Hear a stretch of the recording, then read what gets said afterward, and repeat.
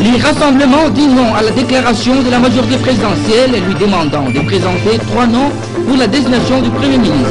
Pour lui, il s'agirait de la violation pure et simple de l'accord de la Saint-Sylvestre. La CENI a échangé avec les élus et sénateurs du Congo central sur les stratégies à arrêter pour l'opération d'enrôlement des électeurs.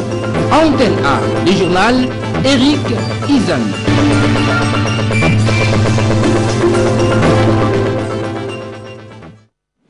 Mesdames et messieurs, bonsoir. Comme promis, KTB Katoto Raphaël est arrivé aujourd'hui à l'aéroport international de Ndjili depuis 17h heure de Kinshasa. En effet, suspendu au titre provisoire, KTB Katoto dit être revenu sur Kinshasa pour être entendu par la plateforme politique Alternance pour la République, qui l'a accusé d'avoir déclaré clairement son ambition d'occuper éventuellement le fauteuil du Premier ministre, chef du gouvernement, pendant que l'ensemble du rassemblement, méga plateforme politique qui aligne en son sein l'alternance pour la République, déclare haut et fort ne vouloir proposer que Tshisekedi Tshilombo Félix à ce poste pour donner ainsi une chance à l'application à l'accord du 31 décembre. Rassemblement, encore une fois,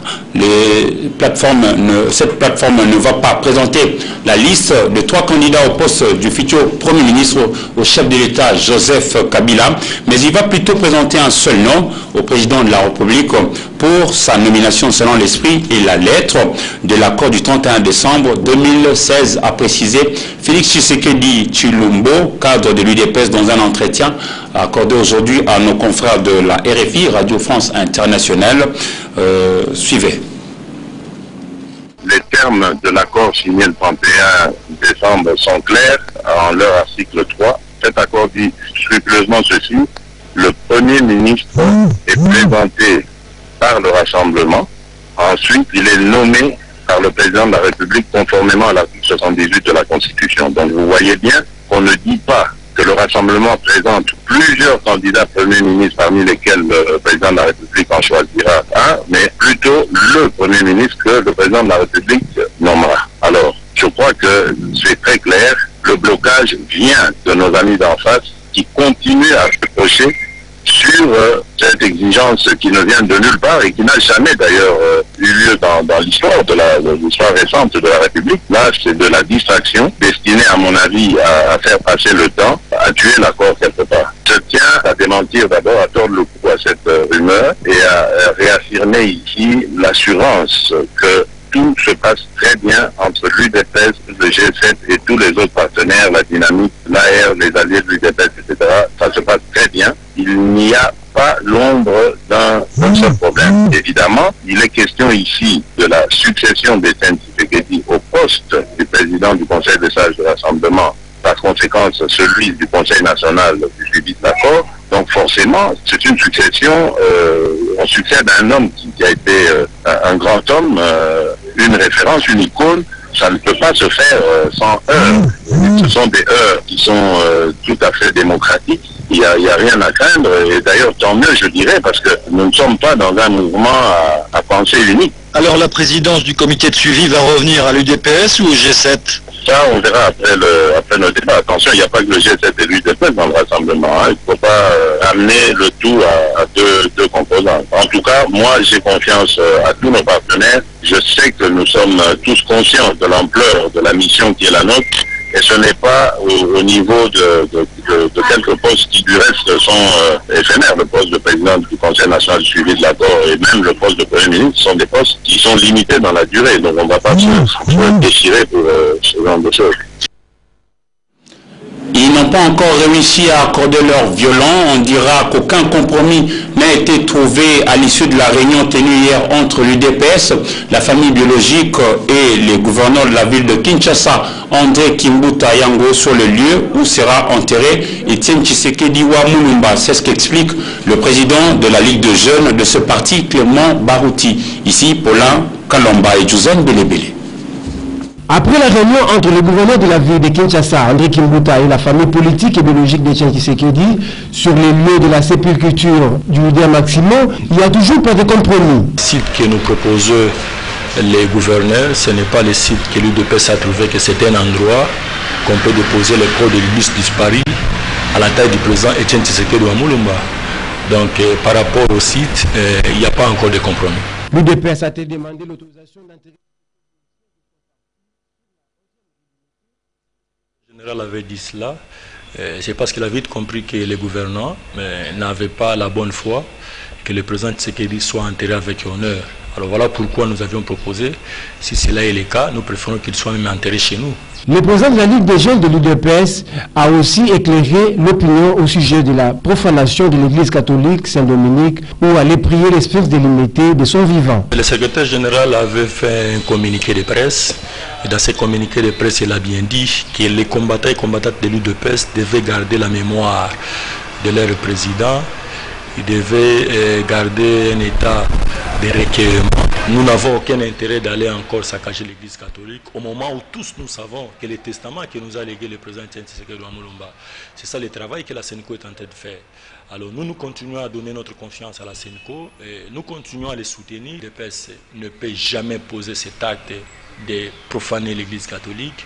Jusque-là, aucun programme officiel des obsèques d'Etienne Tshisekedi n'est communiqué.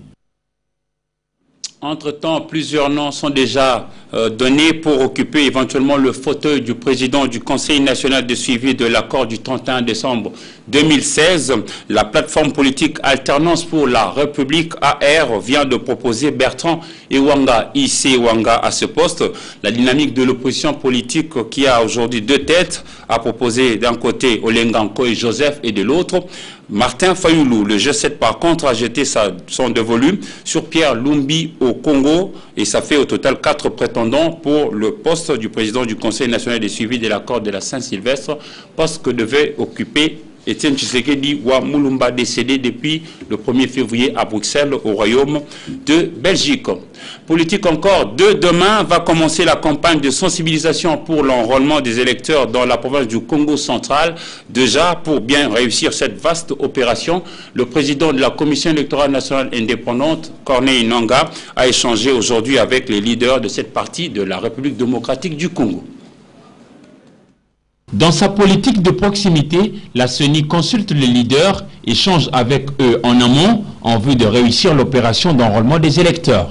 C'est pour la première fois que cela se fait dans ce pays. Nous sommes à notre 3e cycle et nous, députés, nous avons apprécié l'initiative. Nous avons convenu aussi avec eux que tout ce que nous ferons ne sera valable que dans la mesure où nous allons réinstaurer la confiance entre l'électeur, les élus et l'institution CENI. Pendant que la CENI échange avec les leaders, le déploiement de matériel se poursuit et les électeurs potentiels sont encouragés aussi bien pour le Congo central que pour l'ensemble de la République. Nous allons donc tous y travailler. Donc la sensibilisation qui commence demain, c'est un pas très important. Mes collègues et moi, nous nous efforcerons dans la mesure de nos moyens d'accompagner là où nous le pouvons l'équipe qui va aller déposer des kits partout dans la région. Rassurez-vous, comme eux, nous serons vigilants. La confiance n'exclut pas le contrôle. La CENI ne relâche pas. Elle met les bouchées doubles pour réussir cette vaste opération et gagner son pari. Ils doivent accompagner pour sensibiliser, mobiliser toute la population pour s'attendre à cette opération d'identification et enrôlement qui commence dans les jours qui viennent. Le tout pour compléter les 13 provinces en cours où l'enrôlement se poursuit et aussi dans le but d'avoir notre fichier électoral dans les délais prévus en 2017. Si la CENI a noté dans ses prévisions de vouloir faire enrôler 1 200 000 électeurs, les leaders nés Congo, eux, ont promis d'aller au-delà de 2 millions pour espérer ainsi augmenter le nombre de sièges au Parlement national. Les adeptes de Bundu Diamayala avaient vu leur quartier général de Belvédère être transformé en commissariat de la police lors de leur insurrection quand le général Raus Chalué était le numéro 1 de la police dans la province du Congo central, autrefois Bas-Congo. Et ce matin, d'après nos sources généralement bien informées, les adeptes de Bundu Diamayala ont élevé leur protestation vers Soyo, non loin de l'entrée de la ville de Matadi, chef-lieu de la province du Congo central, où il y a eu accrochage avec les éléments de la police nationale congolaise. Les écoles ont été à cet effet fermées. Ils veulent descendre à Belvédère pour, naturellement, récupérer leur quartier général. Atis Kabongo, ministre congolais de l'Environnement, a effectué ce matin une visite d'inspection surprise au Fonds forestier national situé dans la commune de la Gombe. Le numéro 1 de l'environnement congolais s'est rendu compte du fonctionnement de cette structure malgré les rumeurs faisant état d'une grève en gestation dans cette institution. Patricia Molingo Mbolekuni, Don Momat et Précieux Mangonzoy. Visite surprise ce mardi 21 février 2017 du ministre de l'Environnement au Fonds forestier national. Atis Kabongo est allé s'enquérir de l'effectivité des travail dans cette institution à la suite des folles rumeurs de grève propagées par une certaine opinion. Bureau après bureau, le ministre de l'Environnement s'est entretenu avec le personnel avant d'organiser à l'improviste une réunion avec tous les agents et cadres. Atis Kabongo en a appelé au sens des responsabilités des uns et des autres. J'ai donné des directives, des orientations importantes qui vont permettre à ce que le climat de travail puisse être assaini et que tout le personnel puisse être conscient de la mission importante de cette structure qui est celle de récolter les fonds nécessaires pour contribuer à notre politique de la gestion de nos forêts, de la bonne gestion de nos forêts en luttant bien sûr contre la dégradation de nos forêts, et aussi à la déforestation de notre pays qui pose beaucoup de problèmes actuellement. Quoi qu'il en soit, le temps ne s'est jamais arrêté au Fonds forestier national. Le travail, malgré la conjoncture difficile, se déroule en toute sérénité et transparence. La plupart des difficultés sont contingentes car consécutives à la conjoncture internationale qui a des effets certains sur la situation économique et financière de notre pays. Elles sont bien connues de la délégation syndicale qui travaille main dans la main avec les dirigeants de l'entreprise pour trouver des solutions idoines. Compréhension mutuelle rétablie, un vent nouveau souffle désormais au Fonds forestier national. En sport, le V-Club de Kinshasa s'est imposé devant le club Swazi de Royal Léopard sur le score de 3-1 en match retour préliminaire de la Ligue des champions d'Afrique. On fait le point avec Patrick Borel Mukendi. La victoire en Mbambané lors de la phase LA permettait d'entrevoir de meilleurs moments au retour. Et pourquoi pas sur la première opportunité dans ces matchs entre le Congolais de Vita Club et le Swazi des Royal Léopard. Durant la première période, les Moscovites ont confisqué les ballons, mais buté un bloc défensif des Royal irréprochable. En seconde période, la longue ouverture vers les Camerounais à Touba par un coup de rein met la défense au tapis et sert Itekama pour l'ouverture du score. La réaction est attendue du côté des Bleus et Blancs. À tout moment, c'est Bangala à la rescousse. Vecler comprend qu'un deuxième but briserait le rêve des visiteurs, ce qui fut fait à la 63e minute par une action initiée par Moukoko, trop altruiste pour les doublés des Tagui, Agiti et Tekama. Le Côte des Royal en colère puisqu'il attendait une équipe plus offensive au retour des Citrons. Voilà, grâce à une bonne combinaison, Vecler et les gardiens burkinabés Diakité se sont fait surprendre. Moment pour Florent Ibengue d'élancer Félix Gerson, Marc Gantaï et les géants rwandais Sugira. C'est dans les Money Time profitant d'une course sans adversaire détournée en corner par la défense, un corner qui permettra à Yannick Bangala en position parfaite de marquer le troisième but. 2 jours avant, les Orangs de la Renaissance du Congo, qui ont ramené un nul des 0 buts partout du Gabon, se sont imposés par un score étriqué de 1-0, marqué sur penalty, provoqué par Djouma Chabani, converti par Moloko du Capel, dit Jésus. En 16e de finale, du 11, 12 et 13 du mois de la femme en Ligue des Champions, Vecler va affronter Gambia Port Authority de la Gambie. Mazembe en découdra avec Caps United du Zimbabwe. En Coupe de la CAF, Renaissance fera les déplacements périlleux en Algérie pour être reçu par Mouloudia Club et Sanga Balende défiera le Soudanais de Al Hilal Abiyad. Sport encore, le premier conseil national d'athlétisme du Congo s'est tenu en 1949 sous la colonie belge. Plusieurs décennies après, par le biais du comité fédéral, une deuxième réunion a eu lieu samedi dernier à Kinshasa, qui a perdu son nom de Léopoldville. Ndaye Ilambouchi. Au total, 18 personnes venues de 4 coins de la RDC ont pris part au deuxième conseil national d'athlétisme du Congo. Certes, ces assises organisées par la Fédération d'athlétisme du Congo ont connu la participation des délégués de l'intérieur de Kinshasa. Au cours de cette journée de réflexion, plusieurs points ont été traités pour la bonne marche de cette discipline mère. Entre autres, une réforme de la structure de gouvernance de l'IAF dénommée l'heure du changement.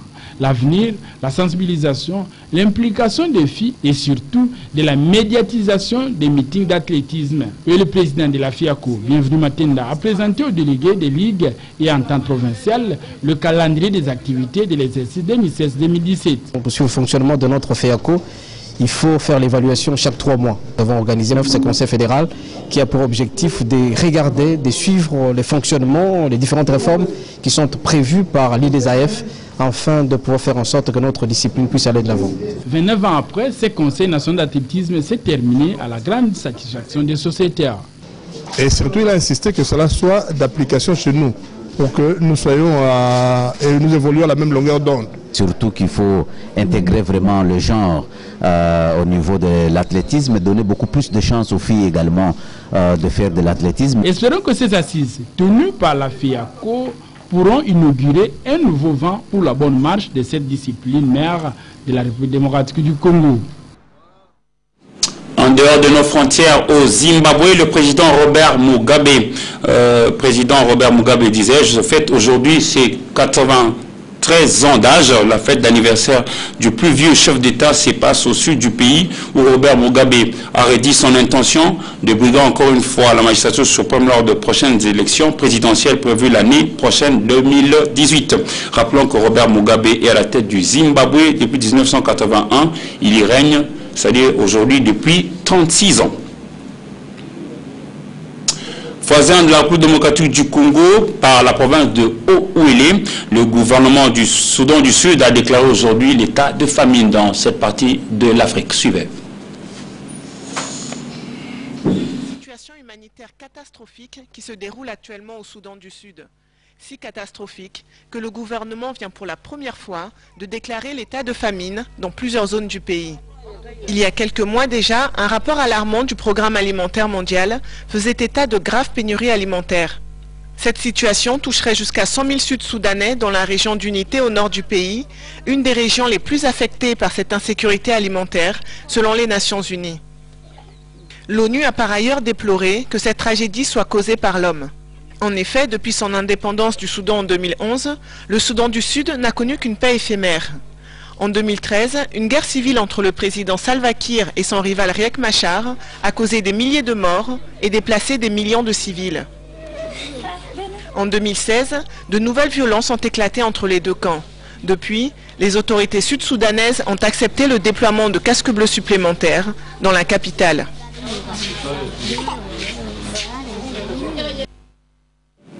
Et en Europe, les Anglais de plus en plus hostiles, ils disent non à la future visite prévue pour le président américain actuel, Donald Trump. Regardez. Ils sont venus dire non à la future visite d'État de Donald Trump en Grande-Bretagne. Pour la 3e fois en 2 mois, les Londoniens se sont massés devant le Parlement pour dénoncer les grandes lignes politiques du président américain, inacceptables selon eux, sur le climat, le droit des femmes ou encore l'islam et les étrangers. Il permet à plein de gens de commettre des actes répréhensibles parce que c'est un homme de pouvoir et ces gens-là ont l'impression d'avoir ce même pouvoir. J'ai l'impression que ce serait dangereux qu'il vienne ici. S'il vient, nous nous battrons à chaque étape de sa visite. Une manifestation pour donner un prolongement à une pétition Stop Trump qui a déjà recueilli près de 2 millions de signatures. Quand un mouvement atteint cette ampleur, nous commençons à avoir du pouvoir et nous pourrons avoir des hommes et des femmes politiques prêts à se dresser contre la ligne de notre Premier ministre à l'égard de Trump. Car Theresa May, elle, est bien décidée à recevoir le nouveau président américain pour maintenir cette relation spéciale entre les deux pays selon son gouvernement, plutôt pour obtenir des accords commerciaux selon ses opposants. Hier, le Parlement débattait du bien fondé de cette visite d'État, mais cela ne donnera pas lieu à un vote. Les députés opposés à la venue de Donald Trump espèrent tout de même peser sur la décision du gouvernement. Quittons l'Angleterre pour revenir en République démocratique du Congo et pour lire la presse parue aujourd'hui sur Kinshasa dans une sélection et commentaires signée pour vous par Polydor Patrick Ngaziami.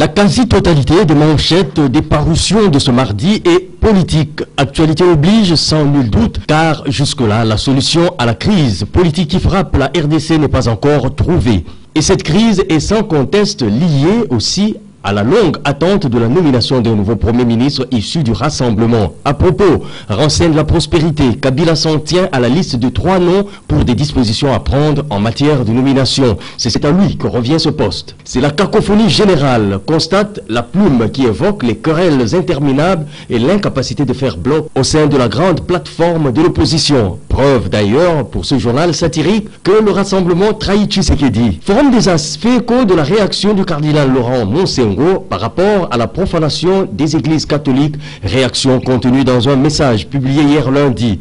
Le prélat, qui est en colère selon la manchette de La Vérité Actu, appelle en effet la population à ne pas souiller la mémoire d'Étienne Tshisekedi, car pour lui, ces événements laissent croire que l'église catholique est visée de manière intentionnelle pour torpiller sa mission de paix et de réconciliation au moment où la CNCO poursuit sa mission de bons offices au centre interdiocésain. Enfin, glissement de sang, Théotolo en parle et renseigne que c'est ce que Kabila et ses courtisans voulaient absolument. Et il est là, et ce, après 1001 astuces concoctées par le pouvoir pour ne pas organiser les élections dans les délais. Ce glissement, poursuit le journal, la majorité présidentielle a pris soin de lui donner un caractère inclusif en impliquant quelques têtes couronnées de l'opposition, dont Némon Dansemi, le partisan du glissons ensemble, le Tatan Longhi, qui n'a pas vu s'accomplir les promesses lui faites par Kabila. Résultat, constate le confrère, volte-face et écoulement du sang. Et le seul remède encore efficace face à cette situation, conclut-il, c'est l'application rapide et intégrale de l'accord de la Saint-Sylvestre. Bonsoir.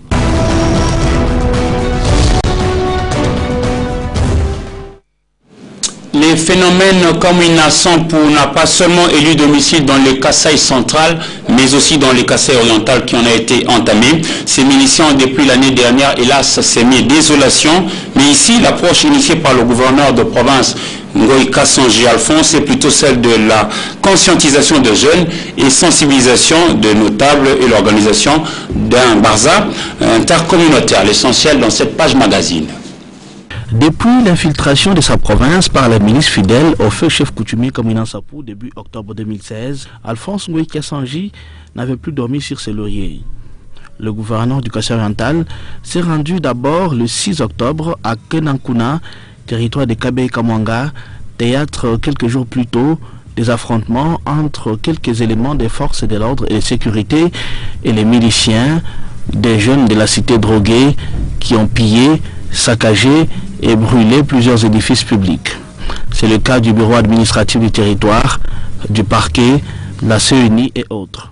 Ceci n'est pas la démocratie. La démocratie, cela ne veut pas dire la destruction. Ce ne sont pas les élections. Les élections ne veulent pas dire la destruction. Et donc, quand vous détruisez le peu qu'on a, ici à Kenankuna, combien de bâtiments on a? Il n'y en a pas beaucoup. Le peu qu'il y a, on détruit. Les jeunes gens drogués, on les envoie. Allez vous en prendre aux institutions étatiques. Notre pays est engagé dans un schéma de la démocratie. Et donc, j'invite la population de Kabé-Kamwanga, qui me suit en ce moment, les chefs coutumiers, la population de toute la province du Kasaï oriental, à préserver la paix, à ne pas être trompé. Quelques jours plus tard, Alphonse Ngoï Kassanji entame une tournée à travers d'autres villages infiltrés par ce mouvement. Il s'agit d'abord des cités de Miabi, où il fait un meeting populaire devant le bureau territorial. L'objectif est d'inviter la population à soutenir l'autorité légalement établie, car tout pouvoir vient de Dieu. Le même message sera passé à Boya, où la population s'était mobilisée pour la circonstance à l'entrée de cette cité.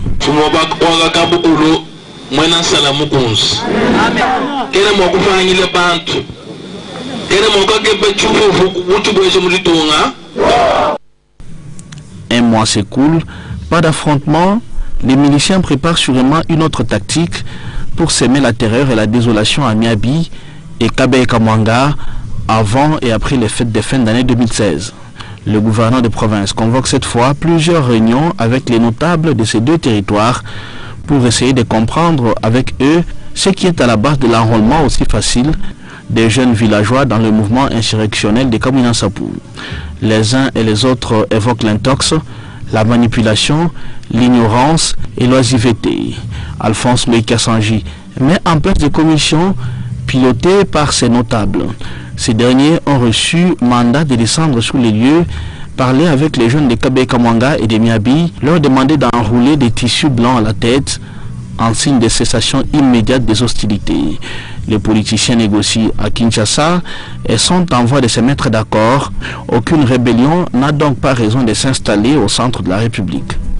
Samedi 14 janvier 2017, l'autorité provinciale lance la campagne de collecte des fonds en faveur des sinistrés dans la salle des banquets du Club Miba. Plusieurs dons en nature, en espèces et des souscriptions sont récoltés. Revenons à la réunion avec les notables. Les messages lancés par Alphonse Ngoï Kassanji a été suivi à la loupe par la population de Kabé Kamwanga, où l'autorité provinciale et l'évêque diocésain de Mbujimaï ont organisé dimanche 15 janvier 2017 la messe pour la paix en faveur des Kabé Kamwanga et des Miabi.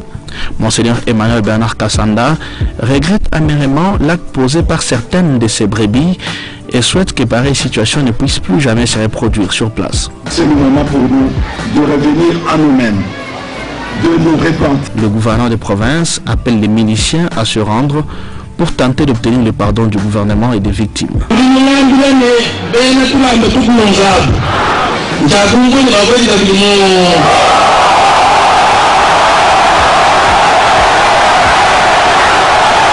Sur place, 3 chefs miliciens se présentent à la foule et demandent pardon pour des actes posés en toute ignorance.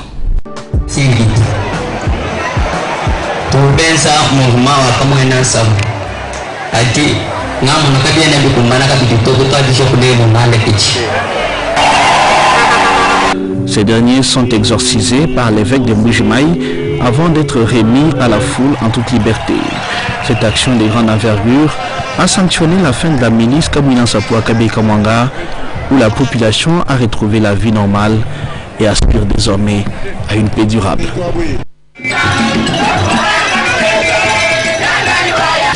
Après Kenankuna, Alphonse Ngoï Kassanji a poursuivi sa ronde dans le territoire de Miabi, cité de Boya, où une foule immense l'attendait. Après son discours à la population, plusieurs miliciens se sont rendus et ont promis de ne plus céder à l'intox. 24 heures plus tard, le gouverneur du Kasaï oriental est de retour à Kabé Kamwanga, cette fois dans le village de Tchatchacha, à 70 km de la ville de Mbujimaï. Il n'y a plus de milices dans cette partie depuis plus de 2 mois. Les miliciens ont remis des armes et calibre 12 et autres munitions. À Tchatchacha, ces miliciens ont utilisé ces armes pour tuer notamment un major de la police nationale congolaise. Alphonse Ngoï Kassanji et sa population ont mangé le Tibalou, ce pacte traditionnel Luba qui impose à tous de ne plus exercer une activité liée à la rébellion ou à l'insurrection sur toute l'étendue de la province du Kasaï oriental. Le Kasaï oriental est une province sans milice et la population apprécie les méthodes pacifiques adoptées par Alphonse Ngoï Kassanji pour y mettre fin. À chacun de ses voyages dans les zones sinistrées, Alphonse Ngoï Kassanji avait un camion de 20 tonnes rempli de vivres et de non-vivres pour donner à cette population. Mesdames et messieurs, c'est la fin de ce journal et particulièrement merci à vous qui l'avez suivi depuis le rond-point Kalalawan Kata. Nous sommes en Mbujimaï, chef-lieu de la province du Kasaï oriental. Au revoir.